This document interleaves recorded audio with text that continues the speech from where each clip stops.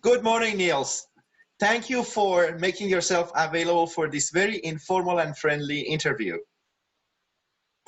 Uh, would you like to introduce yourself to our audience and let us know how long is that you are a Toastmaster, and have you been with any clubs in Victoria before? What are those clubs? And yeah, we go from there. Great. Good morning, Najee. Thanks for having me on. I've been in Toastmasters for about 10 years. I've been a member of two clubs in the Greater Victoria area. One club is Quorum Toastmasters, and the second club is a corporate club, the Canada Revenue Raconteur. Nice. So I know that you've been division director in the past in 2017, 2018. Would you please explain what does this role entail and what's the time commitment and basically what are the main tasks of whoever takes this role? Right. Yeah. So basically, as division director, how I see the role is you're responsible for supporting a number of clubs in your division. The year that I was division director, I believe we had 20 clubs in the Victoria area. And so as division director, I kind of see it as you're not the frontline support, but you're leading a team that is the frontline support. So together you're providing that support to clubs in your division. And one of I think the neat things about it is you get to see things from a little bigger picture perspective. So you have some strong clubs, you have some clubs that are struggling, and you have a few clubs that are in the middle. And so what you get to do as division director and with your team is to find ways to support those clubs who are struggling. How can you help them? Are there things that you can see from working with some of the stronger clubs that you can share or facilitate the sharing to help them grow as clubs so that they're able to serve their members? So that's kind of one of the key things I see as in the role of the division director. And did you pick your area directors, or they were already in their positions when you came into this position? Yeah, so I think that's actually one of the great things about the role of division director is you get an opportunity, especially if you are planning to run for the position, is to think about how you're going to build your team. That's really one of the things that I actually took away from that experience was building a team and seeing how that team would function throughout the year.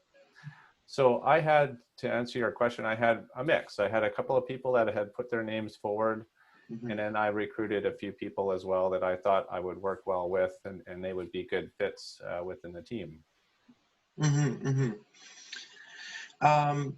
So moving to my second question, what did you learn from this position, and how personally and professionally did you change before and after taking this role?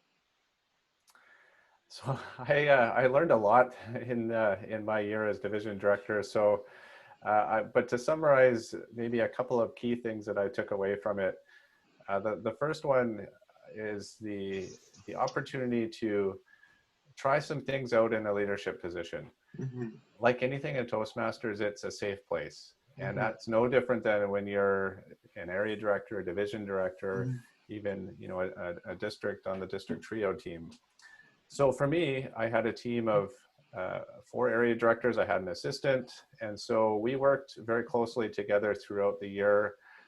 And I wanted to try some things out because it was at a point in my professional career where I was actually just stepping into a leadership role in that environment.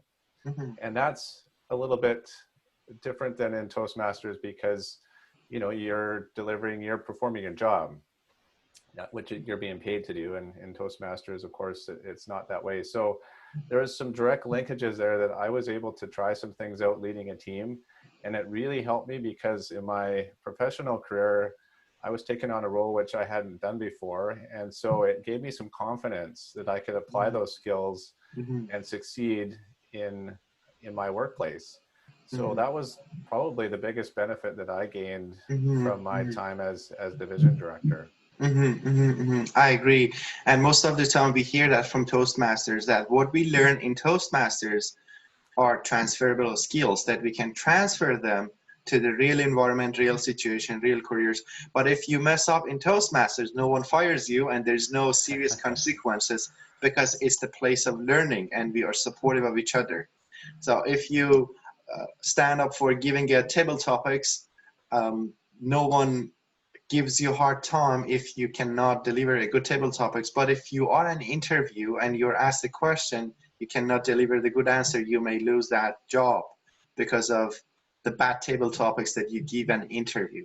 And the leadership is the same. You can practice leadership skills, communication, team building, collaboration, engendering the trust, building trust between the team members, appreciating the team members. These are all skills that we can practice in Toastmasters.